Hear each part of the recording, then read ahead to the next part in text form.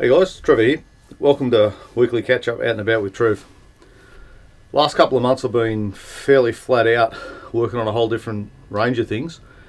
Not least of all, completing the last final assessments for my Bachelor of Screen Media degree. I've only got one more thing to do, and that's I've got to do an internship somewhere. I've got to do 100 hours, so if there's anybody out there wants to put me on, don't even need to pay me. I'll just come, do the work, do my hours, and get my degree and laughing. People may also notice on my YouTube channel, I've had a few things on there recently. I had a couple of my final uni assessments. I had a trailer there. Earlier than that, I had my little ad for my WE second arrow tent, which worked great. I went for an Easter hike. That was awesome.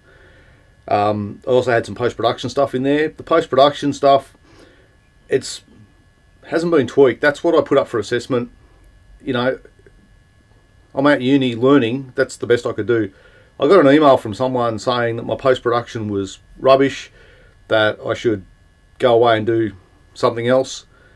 And I'm like, mate, thanks for that. I mean, that's what I put up for assessment. People don't like it. Well, don't look at it.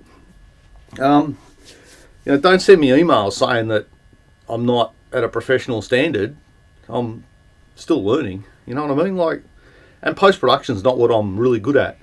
But anyway, so I've been fairly busy. During June, after I finished my assessments, I tried to get a short film project up. Had a great little story, made a script, and thought I'd locked in some really tricked up locations, and then all of a sudden I didn't have the locations and I had to cancel it.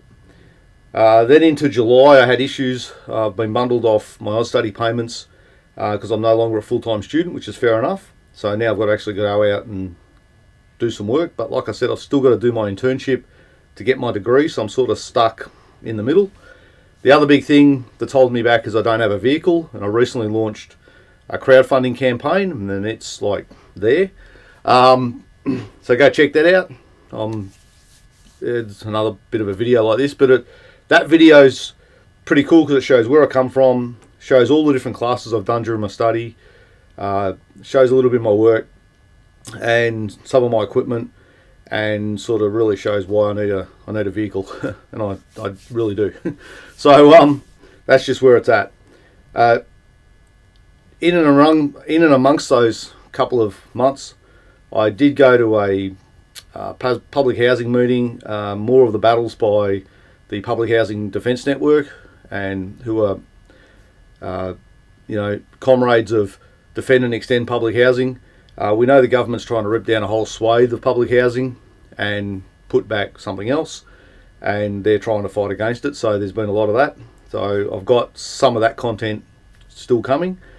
I also went out to Belgrave Lantern Parade. People remember that last year I went out to this, and it was pretty cool. Went out this year, it rained in the afternoon, and then just before the parade it actually stopped and they got going. So that was pretty nice, and had a nice chat. Spent basically after the parade I spent chatting to the guys and girls from Burnett Observatory, and I bet they've had a big week recently with the moon eclipse. There you go. I didn't get up to watch it. I was knackered. So I'm sure they've had a big few weeks. And going back to if I get a vehicle, one of the first things I'm going to do, because their place is hard to get to on public transport, I'd love to go out and have another chat with them. So there we go. I've recently just come back from a trip to Bairnsdale, which is why I've got the Gippsland end homelessness hoodie on. What people have to understand is that homelessness isn't just confined to the CBD of Melbourne.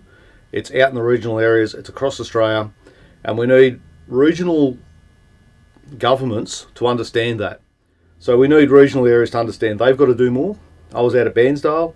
When I was homeless, I rocked through Bairnsdale in my little van and found it to be a bit of a harsh place. I don't know what it was about the place, I just felt it was not where I wanted to be. So no public toilets, certainly no showers, no community centres to go to, no services even the services that are there don't look like homeless services. They're more like an employment agency that also does homeless services. which for someone who's downtrodden and homeless and being pushed around by society, to walk into that sort of building isn't the same as like the community centres that I go to here in Melbourne, which are just community centres, and they've got all these other things, all these other services wrapped in, but they're not. So that's just something that they've got to look at, you know. Planning to get some of those episodes up shortly. So I've got Belgrave Lantern Parade, I'll do something with that. Public housing, I might go and catch up with the guys at Defend and Extend Public Housing on the front steps of Parliament House, and we'll have a bit more of a chat and I'll throw something together. But you might also notice I've got some gear laying around. Yes, I'm starting to get ready for another bushwalk.